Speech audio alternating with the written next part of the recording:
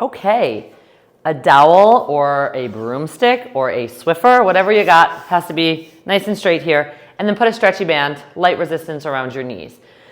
So just why we have the band on our knees, I don't want your knees to go in when we bend down. We're gonna look at the hinge, which is the movement that we use to bend over to pick things up. And we're gonna maintain a neutral spine while we do this.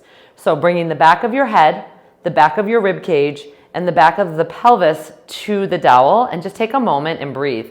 You'll notice that the weight of your body, if you drop it into your heels, or if you go too far on your toes, will force you to lose contact. So this is gonna set you up with what I call full foot contact. I didn't make that up, but I like it. So we've got these connections.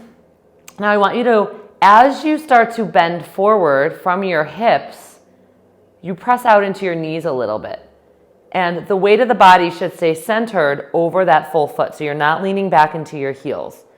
You should be able to get all the way down with the contact, back of the hips, back of the ribs, back of the pelvis, and then stand all the way back up. So this might take a little bit of getting used to because sometimes we start to bend and we don't feel that disconnect. So I want you to take a breath in. Exhale, just let your belly gently just kind of collapse naturally. And then as you press the back of the head, back of the ribs, and back of the pelvis into the dowel, you feel a little bit of extra resistance there, creating more of a 360-degree activation. And then you bend down, check in, and as you come all the way up, we do not lose contact. So use the band to help you press out.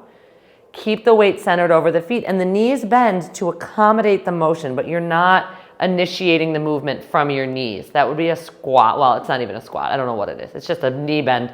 So we go down and up, working through this, making sure you breathe as you go, feeling that connection. So again, we're working on moving from our hips and maintaining neutral in our spine.